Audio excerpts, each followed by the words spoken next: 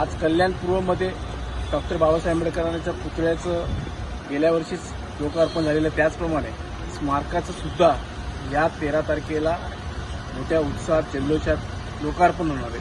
मान्य खासदार श्रीकांतजी शिंदे साहेबांच्या अथक प्रयत्नाने, मार्गदर्शनाने या ठिकाणी 13 तारखेला मान्य उपमुख्यमंत्री एकनाथजी शिंदे साहेब यांच्यासोबत अनेक मंत्री येणार आहेत आणि त्यांच्या हातून या ठिकाणी लोकार्पण होणार आहे. आणि 13 तारखेपासून विद्यार्थी असतील, महिला असतील, ज्येष्ठ नागरिक असतील, या ठिकाणी तरुणांसाठी सुद्धा हे दार उघडं होणार आहे.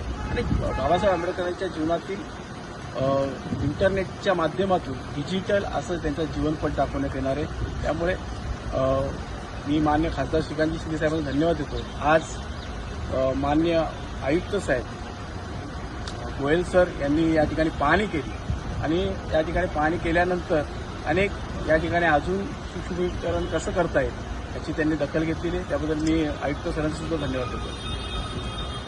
स्मारक समितीचे मार्गदर्शक आमचे महेश गायकवाडने सांगितलेले आहे.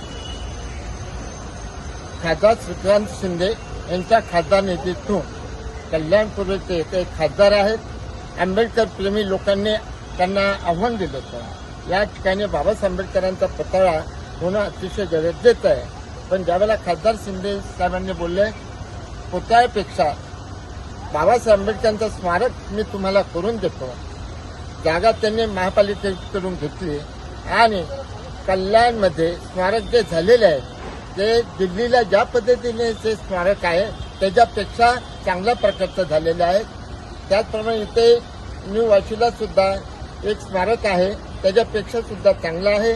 आणि या स्मारकापासून मुलांनी, बहुजन समाजाने आणि सर्व समाजाने बाबासाहेबांच्या विचारातून त्यांची स्मृती वाढवावा यासाठी ते स्मारक आहे.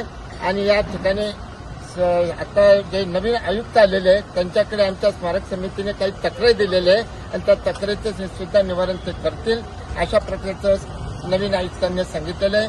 आणि या ठिकाणी जास्तीत जास्त लोक हे स्मारक पाहायला येतील अशी अपेक्षा करतो. जय भीम, जय भारत.